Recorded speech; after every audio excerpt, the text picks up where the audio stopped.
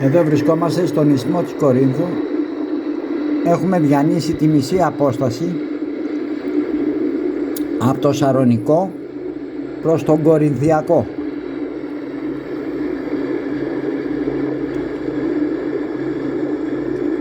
Αισθανόμαστε ένα δέος αυτή τη στιγμή, βλέποντας την κατασκευή αυτής της διόρυγας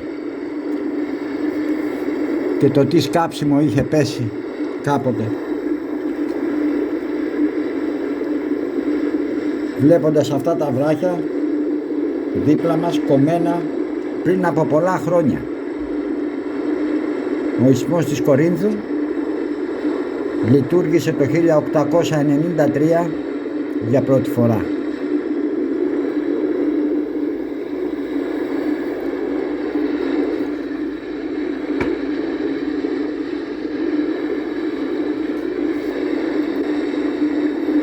Θαυμάζουμε αυτή την κατασκευή.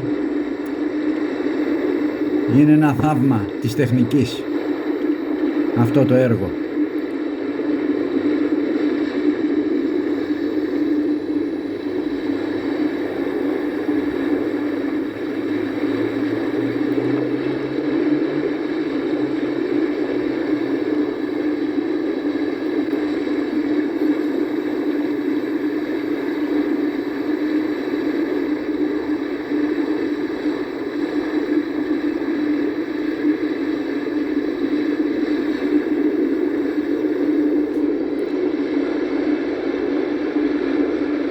Προχωράμε πλησιάζοντας τα ίσμια, όπου θα περιμένουμε να ανοίξει η γέφυρα, να περάσουμε στον Κορινθιακό κόλπο με προορισμό την Πάτρα.